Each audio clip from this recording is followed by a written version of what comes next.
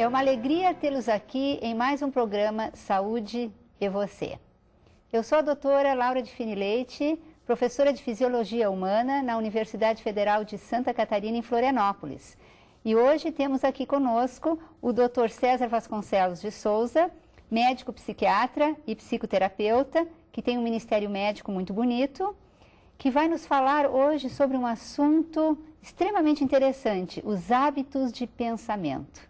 Né, doutor César? Eu, primeiro de tudo, quero agradecer mais uma vez a oportunidade de estar aqui na 3ABN. É um prazer para nós tê-lo aqui. Muita alegria estar aqui e poder ser usado por Deus para compartilhar algumas ideias com o público, né, que estará nos assistindo. Obrigado. A satisfação é nossa, doutor César. Para começarmos, doutor César, eu gostaria de ler uma passagem muito bonita do livro Mente, Caráter e Personalidade, de Ellen White, na página 655, que diz assim: como um homem imagina na sua alma, assim é. Provérbios 23, 7. Muitos pensamentos fazem a história não escrita de um só dia, e esses pensamentos têm muito que ver com a formação do caráter. Nossos pensamentos devem ser estritamente guardados, pois um pensamento impuro causa uma profunda impressão na alma. Um mau pensamento deixa uma impressão má no espírito. Se os pensamentos são puros e santos, o homem se torna melhor por havê-los nutrido. Por eles é avivado o pulso espiritual, aumentando a capacidade de fazer o bem. E como uma gota de chuva prepara o caminho para outra no umedecer a terra, assim um bom pensamento prepara para outro o caminho. Doutor César, nós somos aquilo que pensamos que somos? O texto que a senhora acabou de ler realmente mostra isso, quer dizer, o que a gente, em parte é verdade, nós somos aquilo que pensamos que somos. Sim. Ou seja, a qualidade dos meus pensamentos fazem aquilo que eu sou e aquilo, ou a maneira pela qual eu me comporto. Então, por isso que é fundamental a gente entender isso e aprender que é possível a gente ter pensamentos melhores ou mais saudáveis para fazer com que a gente se torne uma pessoa melhor e mais saudável. Quer dizer que se eu acho que eu não tenho valor, eu vou agir como se eu não tivesse valor mesmo. As minhas atitudes vão ser coerentes com o que eu penso de mim mesma. Com o que a pessoa pensa. Se a Uhum. pessoa insiste pensando de que ela realmente não é alguém digna, que não é alguém de valor, isso acontece muito, por exemplo, no desenvolvimento psicológico de uma criança, no ambiente familiar infantil, os primeiros anos da infância de uma criança, no lar, com seus cuidadores, que podem ser os pais, os avós, enfim. Aquilo que é dito para a criança que ela entra forte na cabeça dela e ela passa a acreditar que ela é aquilo que dizem que ela é, mesmo que não seja verdade. Né? Então, se uma criança eventualmente, vamos dizer, entorna o copo de água na mesa e molha a toalha e recebe uma bronca exagerada, você é uma distraída, você não tem jeito, você é uma desastrada, isso se repete muitas vezes, não porque a criança é realmente desastrada, mas porque essa mãe ou esse pai ou essa pessoa que cuida é a pessoa nervosa, irritadiça. Então a criança começa a nutrir os pensamentos de que ela é errada. E ela então vai desenvolver essa forma doentia de pensar sobre ela mesma e vai trazer complicações na sua vida, né? Então devemos cuidar muito o que falamos aos nossos filhos, né? Com certeza, E será que nós podemos escolher os pensamentos ou eles são compulsivos e não podemos controlá-los? Essa pergunta é interessante, temos que fazer uma diferença aqui. Bom, a resposta geral para essa questão é: nós podemos escolher pensar de maneira saudável. Ou seja, muitas pessoas têm pensamentos que a gente chama, existe um transtorno psiquiátrico chamado TOC, transtorno obsessivo compulsivo, né? Ou doença obsessiva compulsiva. Então, é um tipo de patologia em que a pessoa tem uns pensamentos que ela não quer ter, mas vem à cabeça. Né? Então, isso é um transtorno emocional que tem um tratamento, precisa procurar uma ajuda profissional para tentar resolver isso, se na relação sozinha não está conseguindo, está muito difícil. Então, alguns pensamentos obsessivos, eles levam tempo para poder serem eliminados da cabeça e a pessoa vai precisar aprender umas técnicas de modificação de pensamento, de questionar as crenças centrais, de mudar os pensamentos automáticos, e pode aprender e modificar.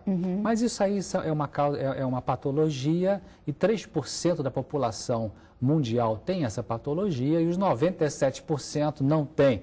Então, esse tipo de transtorno obsessivo compulsivo que é pensamento, que tem um quadro no qual pensamentos obsessivos estão presentes, né? Agora, então, mas se eu tenho outros pensamentos disfuncionais, pensamentos ruins, invejosos, arrogantes, pedantes, ou impacientes, ou críticos, né? Ou pornográficos, seja o que for. Então, eu posso escolher, eu posso começar a dizer para mim mesmo, eu não quero mais pensar isso. Quer dizer, o pensamento vem e eu substituo ele por um outro tipo de pensamento? Eu substituo. Coloco, digamos, um componente que distrai a mente para outro Exatamente. lugar. E aí é onde entra, no mundo cristão e na filosofia cristã, recursos assim de valor inestimável, né? Que a palavra de Deus ensina isso, de que nós temos que nutrir os pensamentos de Jesus, os pensamentos bíblicos, que ali são os pensamentos saudáveis que a gente encontra na palavra de Deus, que vão nos ajudar, né, para mudar os pensamentos que são ruins. Exato. Então, a Bíblia, ela fala, não é? De aprendermos a lidar com nossos pensamentos. Ela fala, e eu gostaria de citar, tem muitas passagens, mas eu selecionei para nossa conversa, 3 passagens que eu queria realmente aqui enfatizar. A primeira a gente encontra em Colossenses, no capítulo 3, Colossenses capítulo 3, o verso 2. Olha que interessante que Paulo está dizendo aqui. Pensai nas coisas que são de cima e não nas que são da terra.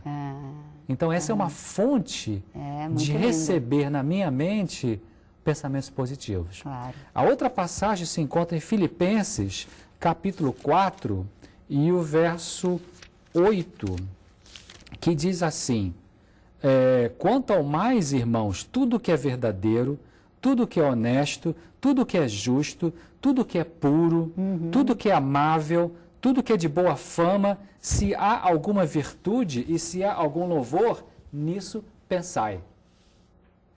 Então, a gente vê que a Bíblia tem a receita do como pensar, do que pensar.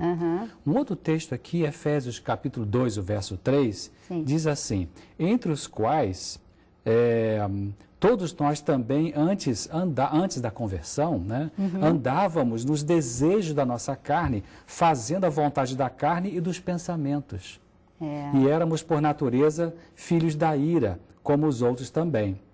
Então, olha como que há uma mudança da forma de pensar na medida que você se entrega para Deus e Deus vai atuando, porque nós permitimos que Ele atue. Eu queria citar mais uma passagem aqui, que está no livro de Isaías, Isaías capítulo 55, o verso 7. Deus dá um conselho aqui, deixe o ímpio o seu caminho e o homem maligno os seus pensamentos. E se converta ao Senhor, que se compadecerá dele. Torne para o nosso Deus, porque grandioso é em perdoar. Então, são pequenos exemplos que a Bíblia dá, e poderosos exemplos, né?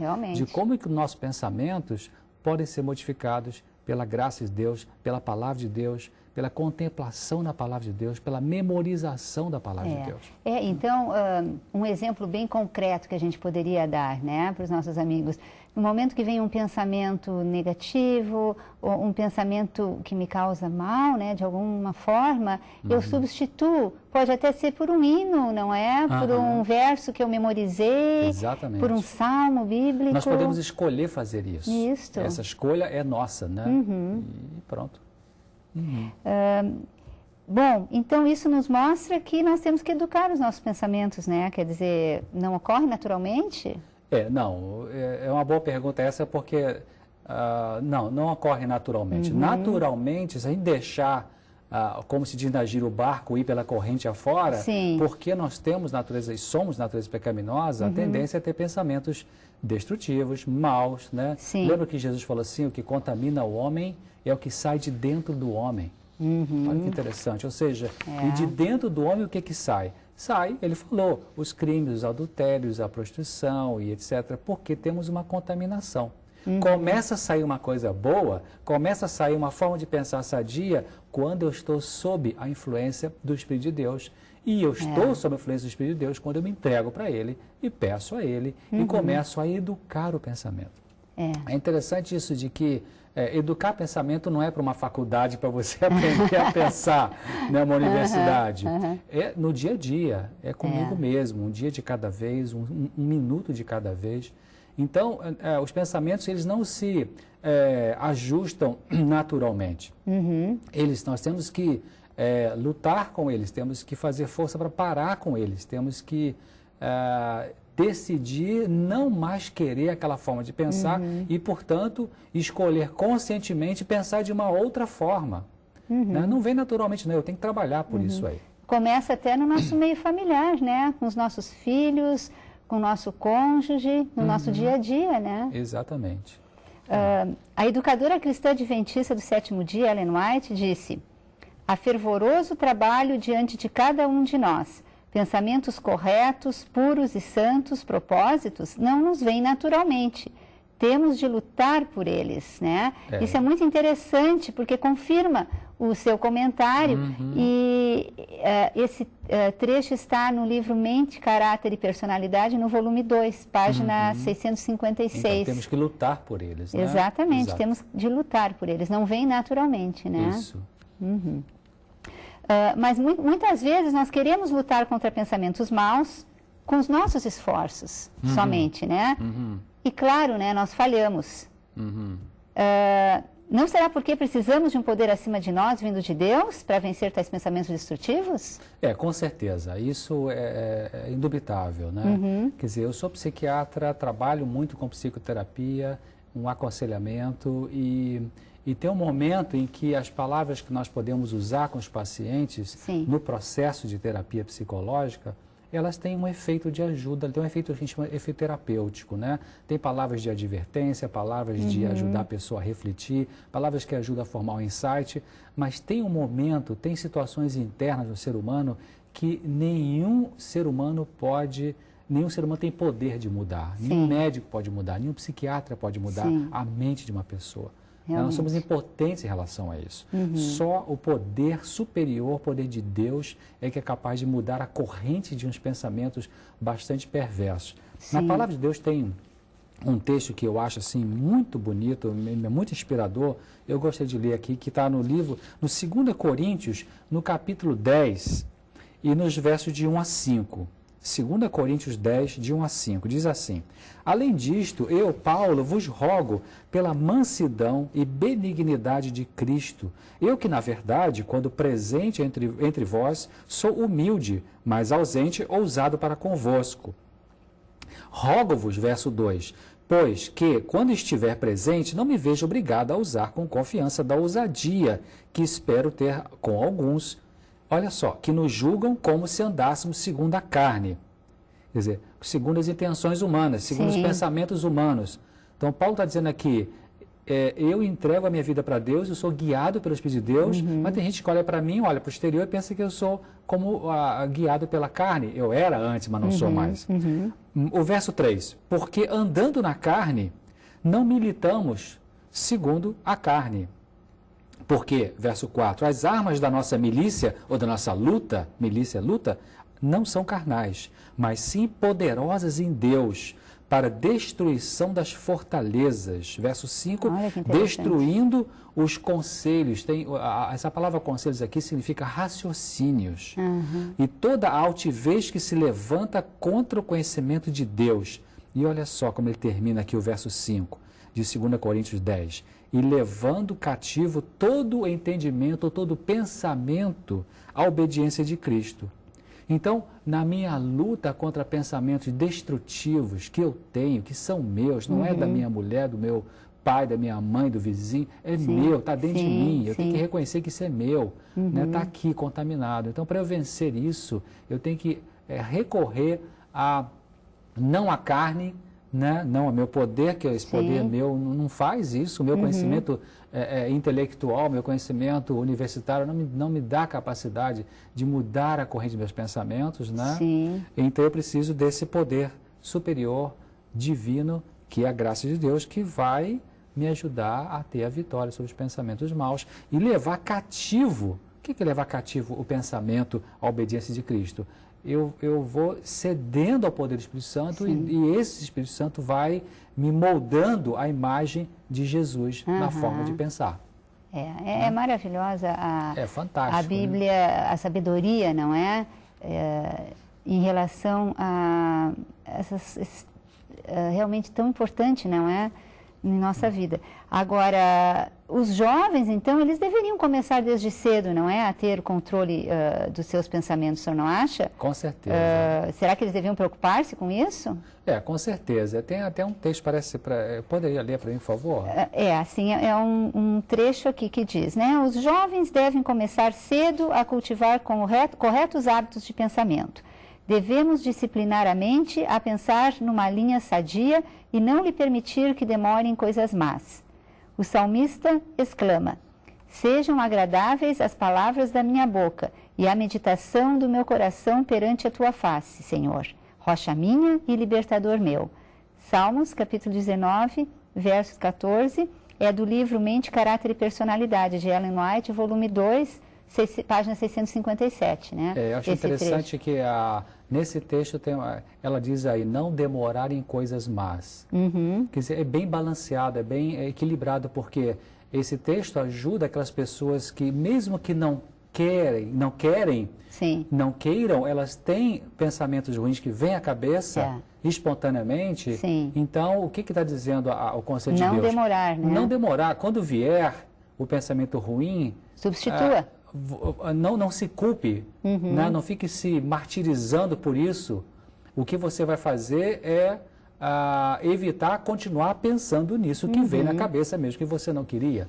Ou seja, nós podemos não ser capazes de não ter alguns pensamentos ruins. Eu, às vezes, me defronto com pensamentos surgem dentro de mim, em qualquer lugar, dentro da igreja, na rua, no consultório. Todos nós. Eu olho para a pessoa e brota dentro de mim um pensamento crítico, vamos dizer assim, sobre algum aspecto dela. Exato. Eu penso, meu Deus, eu não quero mais isso, mas olha o que veio aqui dentro de mim. Né? Nossa natureza carnal, né? Se manifestando. Então eu me submeto a Deus. Eu digo para mim mesmo, eu não vou permitir ficar com essa coisa na minha cabeça agora aqui. Eu não vou me concentrar nisso, eu não vou dar margem para que isso amplie na minha mente. Né? E aí eu procuro falar com Jesus nessa hora, Jesus me ajude, né? E corta o pensamento. Né?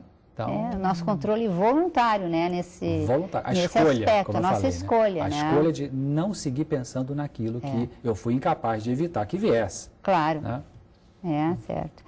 E por que é tão importante aprender a controlar nossos pensamentos, ao invés de deixá-los soltos, não é? Do jeito que eles surgirem na mente? É interessante, Jesus ensinou, quando ele fez o Sermão da Montanha, ele passou essas informações de que aquilo que contamina o homem, como eu disse, é o que está no homem. Ele mostrou de que quando a pessoa olha para uma mulher com desejos ilícitos, ele já está adulterando. O que está faltando é só o ato. Exato. Então, se eu cultivo pensamentos maus, cultivar significa o quê? Significa eu ter o pensamento mau, né, e alimentá-lo, e ficar concentrado nele, né, ficar mirando, analisando e deixando ele crescer. Então, se isso acontece na minha mente aqui, com certeza, muito provavelmente, com muito mais facilidade, vai se tornar um ato. Eu vou concretizar, então, vai se concretizar. Antes de alguém roubar alguma coisa, o que um ladrão, antes de roubar um banco, ele planeja. Ele planeja. Para planejar, o que ele faz? Ele pensa, né? Quando a pessoa comete o adultério, tem um momento, tem um momento que vai pensar, né? E decide. Então, é importante isso. Jesus ensinou esse princípio. Cuide com o que você pensa, né? Esse aspecto é muito interessante, porque às vezes a gente pensa, se nos vem um pensamento ruim, negativo, né, que não faz bem para a nossa saúde espiritual, será que a gente está pecando? Mas do jeito que o senhor colocou, então parece, não, eu não tenho controle sobre o pensamento, mas eu tenho controle sobre a substituição do pensamento. Sobre né? o que vai acontecer depois que ele veio. Exatamente, quer dizer, ele chega, mas eu, como cristão, não, substituo automaticamente por um pensamento elevado, né? Então, isso aí seria, digamos, o que eu deveria fazer para manter uma vida cristã sadia, né? Exatamente. E com o passar do tempo, no convívio com Jesus, na busca da palavra de Deus, na busca do recebimento do Espírito Santo, da graça purificadora, esses pensamentos maus vão sendo destruídos, vão deixando de existir, eles vão desaparecer da cabeça. Esse é o processo de crescimento espiritual. De crescimento espiritual. Tem pessoas que dizem que elas não podem mudar, né? Meus pensamentos são assim, não tem jeito mesmo, não tenho forças para mudar. O que o senhor diria para essas pessoas? Eu vou comentar, mas lê para mim um texto que nós temos aí sobre esse assunto, por favor. Ok, esse texto está no livro Mente, Caráter e Personalidade, na página 659. A autora é Ellen White. Diz assim: para cada classe de tentações existe remédio. Não somos deixados a lutar com nossas finitas forças contra o próprio eu e nossa pecaminosa natureza. Jesus é um auxiliar poderoso, um apoio sempre presente. A mente tem de ser restringida, não se lhe permitindo que vagueie. Deve ser educada a demorar-se sobre as Escrituras e temas nobres e elevados. Porções das Escrituras, mesmo capítulos inteiros, podem ser memorizados para ser repetidos quando Satanás ataca com as suas tentações. Quando Satanás quer levar a mente a demorar em coisas terrenas e sensuais, a maneira mais eficaz de lhe resistir é com está escrito. Exatamente. Isso está no Mente, Caráter e Personalidade. Mente, Caráter e Personalidade, da autora Ellen White, página 659. Então veja bem, muitas pessoas pensam assim, não, eu quero ser livre, então eu quero pensar o que eu quero. A verdadeira liberdade não é pensar o que eu quero. A verdadeira liberdade é pensar aquilo que é saudável. Realmente. E como que eu vou pensar o que é saudável se eu estou contaminado com a natureza pecaminosa e, portanto, por causa dessa contaminação espiritual, me vem espontaneamente, sem que eu queira, alguns pensamentos, né, de inveja, de ódio, de ambição, de crítica. Isso brota de dentro. Então, a única forma de resolver isso não é uma terapia psicológica, né? É a terapia divina. Ou seja, é eu dizer, Senhor, eu não quero mais isso. Muda meu pensamento. E você, então, vou, como já falamos aqui, eu falei, você falou também, né, Laura? Eu interrompo esse pensamento, sabe? Eu digo, pare, sabe? Eu faço isso comigo. Claro, eu acho que todos nós. Assim, pare, César, não é isso. Eu digo, não vou pensar nisso. E eu corto, sabe? Corto mesmo, né? Eu digo para mim, pare de pensar nisso. Sabe, uma autoconversa, assim. E é muito interessante isso, porque às vezes as pessoas se sentem culpadas porque vem o pensamento. Mas isso acontece com todos nós. Então, nós não precisamos nos sentir culpados pelo pensamento que vem. Nós devemos reprimi-los, como diz a autora aqui, né? E no livro Temperança, dessa mesma autora, anos atrás eu li um texto, que apesar que fala muito de alimentação e tal, mas ela falava assim, de que há uma diferença entre ser tentado e cair em tentação. Ou seja, quando vem um pensamento mal, destrutivo, isso não é o pecado. Isso é fruto da contaminação espiritual que nós somos sujeitos por herança genética de Adão e Eva. Agora, o que eu vou fazer no próximo segundo que o pensamento veio? Eu alimento para então de praticar ou eu corto e me submeto a Jesus? Aí é que é a diferença de ser tentado e cair em tentação. É muito interessante isso e serve muito de ajuda a nós cristãos, né? Bom, o senhor acharia, assim, qual é a sua opinião, né? Os pensamentos, eles poderiam acabar produzindo determinado tipo de caráter em uma pessoa? Com certeza, porque, veja bem, é uma sequência. O que eu penso produz o que eu sinto, os sentimentos. O conjunto de sentimentos me levam a agir. E toda vez que eu ajo repetidamente na mesma coisa, isso se torna um hábito. E o conjunto de hábitos é o que faz o nosso caráter. Então a sequência é pensar, sentir, agir, os hábitos e o caráter. Então olha só, onde começa a ponta final do comportamento, o que eu faço, começa onde? O pensamento, no que eu penso. Né? Então a importância da qualidade dos nossos pensamentos. Muito importante. Bom, a gente sabe, né, que existem pensamentos assim de diversas formas, doentios, distorcidos, né? O senhor pode comentar alguma coisa a esse respeito? Existem várias formas distorcidas, como a pessoa que ela super generaliza, ela diz que tudo de ruim acontece comigo, né? Eu sabia que não ia dar certo, né? Então isso é uma forma negativa de pensar e a pessoa precisa cortar isso, né? Realmente parar, às vezes até com essa autopiedade, né? Ninguém me entende, né? E a pessoa tem o hábito de pensar dessa forma, né? Então, ou então tudo de mal só acontece comigo, é uma magnificação, né? Então, a psicologia tem uns termos para isso, como raciocínio dicotômico, magnificação, mas isso não importa assim para o público agora. O importante é isso, de que é preciso cortar esse pensamento, evitar esse padrão de pensar negativo.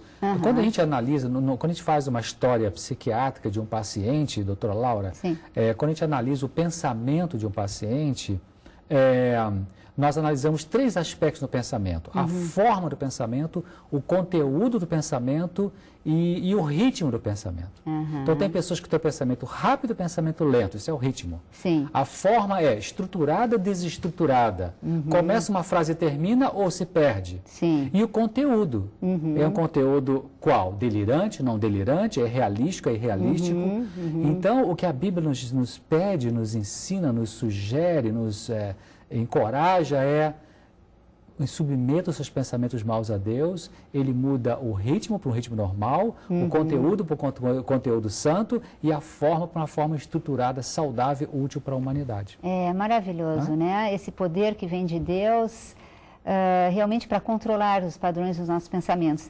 Bom, para finalizar, será que a gente expressa, será que o que a gente expressa pelos pensamentos influi em nós mesmos? O que o senhor acha? Finalizando toda essa nossa conversa, né? Influi sim, então é importante eu lembrar disso. Aquilo que eu penso que eu sou, isso eu sou. Mas eu não sou, na verdade, aquilo que eu penso, ou seja, o que Deus pensa de mim é o mais importante. Então, o que Ele pensa de mim? Que Ele me ama, eu sou importante para Ele, então eu tenho que me concentrar nisso, né? E não fechar meu pensamento no negativo. Então, com certeza. Dr. César, realmente foi um prazer muito grande tê-lo aqui. Tenho certeza que os nossos queridos amigos foram muito beneficiados com o que foi dito aqui e realmente não vamos nos esquecer desse poder maravilhoso que Deus nos dá. Não perca o nosso próximo programa. Saúde você!